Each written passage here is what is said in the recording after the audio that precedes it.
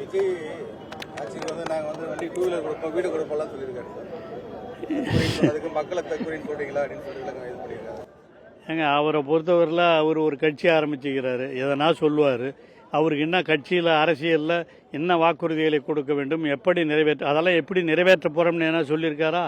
அவர் வாயில் வந்தது ஏதோ பேசிட்டு போகிறாரு, எழுதி கொடுத்ததை படிக்கிறவர் தான். அவர் சினிமா நடிகர் அப்படி தான் இருப்பார். பார்த்துக்கலாம். எஸ்ஐஆர் பணிகள் எல்லாம் தமிழக முதலமைச்சர் ஆணையின்படி இங்கே இருக்கிற கழகத்தோடரெல்லாம் அந்த பணிகளை நாங்களும் மேற்பார்வையிட்டு கொண்டிருக்கிறோம்.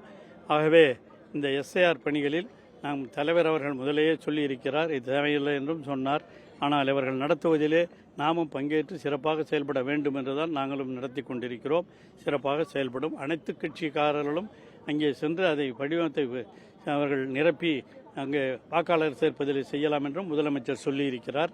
அந்த அடிப்படையில் இந்த பணிகள் சிறப்பாக செயல்படும். செய்திகளை உடனுக்குடனும் துல்லியமாகவும் தெரிந்து கொள்ள சப்ஸ்கிரைப் பண்ணுங்க.